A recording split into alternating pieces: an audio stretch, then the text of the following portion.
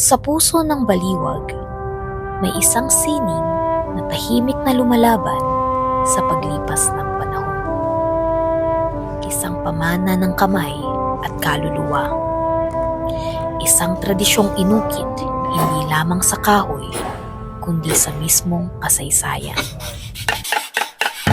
Ang imbute o Carabao Bone Inlay ay isang tradisyonal na sining ng pag-ukit ng buto ng kalabaw sa magagarang muebles at itinuturing na dying heritage ng baliwag. Naniniwalaan ayon sa panaliksik ng historiador na si Ambet Ocampo na ika-19 na siglo ay mayroon ng industriya ng imbute o bone inlay dito sa Baliwag. Dito rin nakatira ang isa sa mga nagtanging tagapagpatuloy ng sining na ito.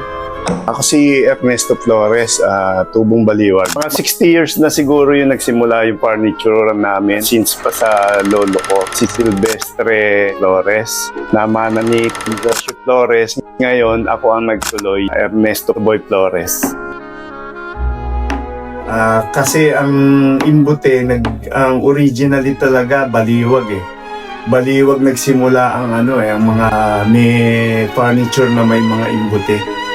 Ikumpara mo sa ibang lugar, sa gawing Batangas, gawing Ilocos, ayan, mga hindi sa ano pa man, talaga mas maganda yung imbute ng Baliwag, original.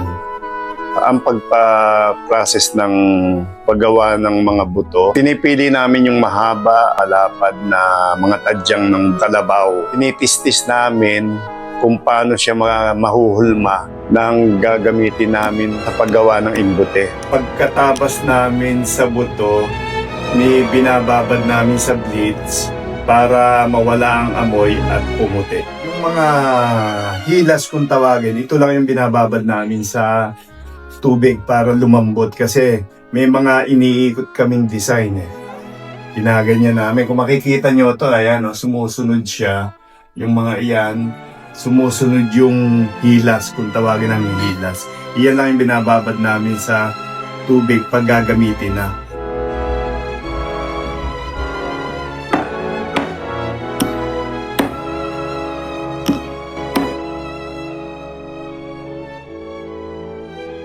Sa unti-unting pagkawala ng mga gumagawa nito, maituturing ng isang dying heritage ang imbute.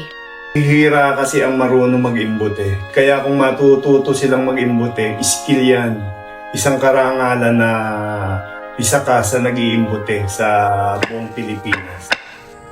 Sana nga may mga kabataan na maturuan na ipagpatuloy ang paggawa ng mga pag-iimbute. Kasi kumukonti na kaming mga manggagawa ng imbute. Kaya sana mayroon mga kabataan na sumunod sa yapak namin para magpatuloy yung industry ng furniture na may imbute.